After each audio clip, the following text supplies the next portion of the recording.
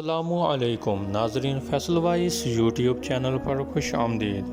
ناظرین، ایک سانپ اپنے زہر کی تعریف کر رہا تھا کہ میرا ڈسا پانی نہیں مانگتا۔ پاس بیٹھا مینڈک اس کا مذاق اڑا رہا تھا کہ لوگ تیرے خوف سے مرتے ہیں، زہر سے نہیں۔ دونوں کا مقابلہ لگ گیا۔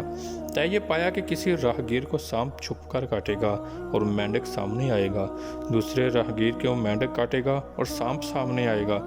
اتنے میں ایک راہگیر گزرا، اس مسافر کو سانپ نے چھپ کے کاٹا جبکہ ٹانگوں سے مینڈک پھدک کے نکلا۔ راہگیر مینڈک دیکھ کر زخم کھجا کے تسلی سے چل پڑا۔ خیر ہے، مینڈک ہی تھا، کیا فرق پڑتا ہے۔ دونوں اسے دور تک جاتا دیکھتے رہے، وہ صحیح سلامت چلا گیا۔ دوسرے راہگیر کو مینڈک نے چھپ کر کاٹا اور سانپ پھلا کے سامنے آ گیا۔ مسافر دہشت سے فوری مر گیا۔ دنیا میں ہر روز ہزاروں افراد مرتے ہیں جن کو دیگر امراض ہوتے ہیں یا کوئی بھی مرض نہیں ہوتا، جبکہ کرونا کی شرح اموات اس کا اشر اشیر بھی نہیں ہے۔ خدا را سوشل میڈیا پر مایوسی مت پھیلائیں۔ مسلمان موت سے نہیں ڈرتا، جب موت ایک اٹل حقیقت ہے جس نے نہ پیغمبروں کو چھوڑا نہ ولیوں کو۔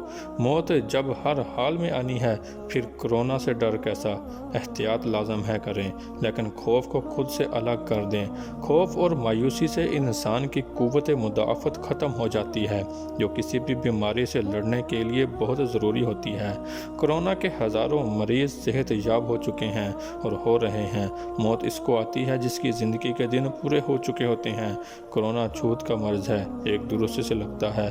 احتیاط ضرور برتیں، لیکن اس خوف کو ذہن میں بٹھا کے موت سے پہلے اپنی زندگی کو موت سے بدتر نہ کریں۔